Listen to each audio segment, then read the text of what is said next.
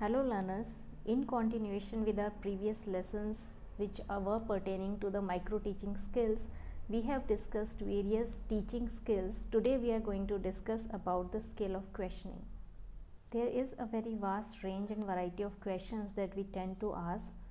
These are belonging to the W family, H family, D family, and some of the interrogative sentences that we form to explore or find out something.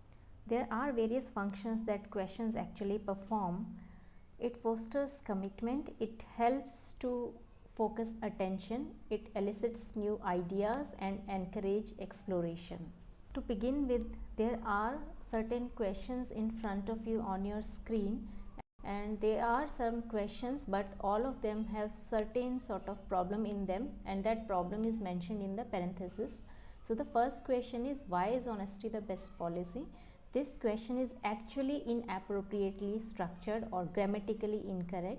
Then the second question, why do you think that the structure of classroom questions is important for effective teaching? This is actually an ambiguous question because it's asking what do you think or why do you think.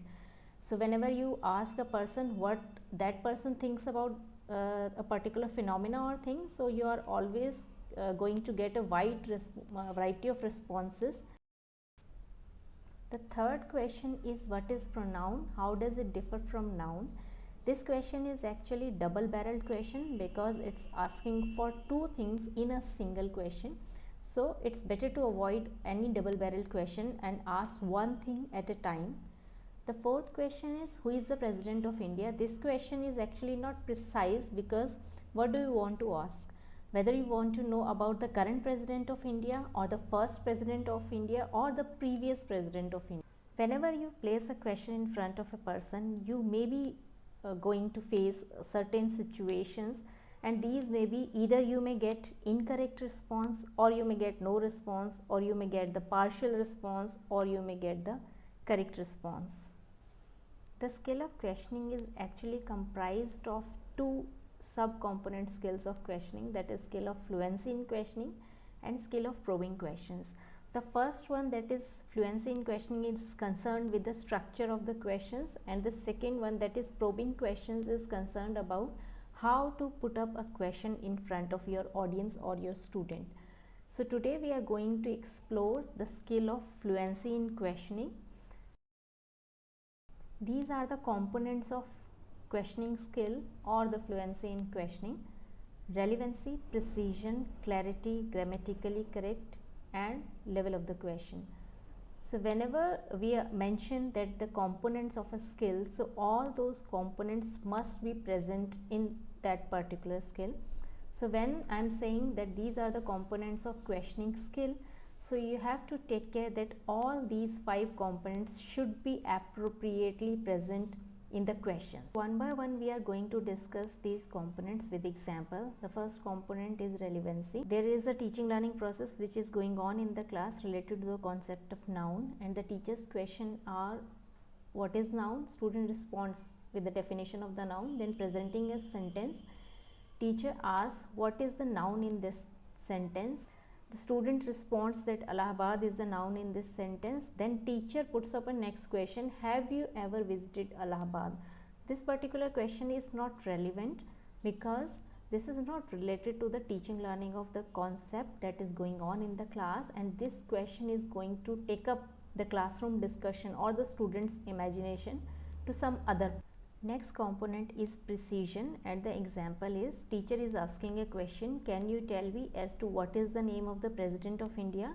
Who is the highest authority in the country? This question is not precise as it is not directly asking what it tends to ask. The alternative to this question might have been, who is the current President of India? So this question is actually precise and the easy form of question. Next component is clarity. What problems accompany the migration-based urbanization? This question is not clear. Rather, it could have been framed as, what problems arise when large number of people move to cities? So this is more clear form of the question. Next component is grammatically correctness of the sentence.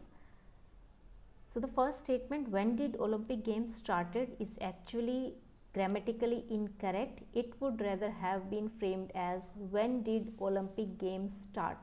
So the problem with the first statement was we never use the past tense form with did, that's why that is grammatically incorrect. So the second statement, when did Olympic Games start, is actually the correct sentence and the correct question.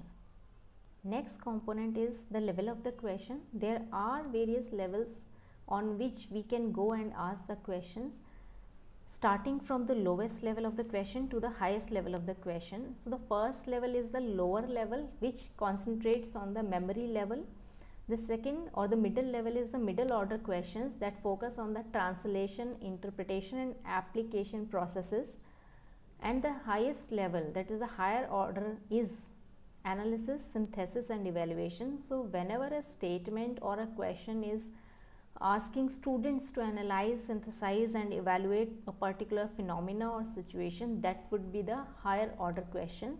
So there should always be a balance between the order of the questions. We should not always focus on the lower order and not always on the higher order. There should be mix and a balance between all these levels. So these were all the components of fluency in questioning. Tomorrow we'll be going to discuss about the components of skill of probing questions. As I have told previously as well, that probing questions is more about how to ask or how to put up the questions in front of your students or in front of your audience. Now that we have learned about the structure or framing of a question, that is the skill of fluency in questioning.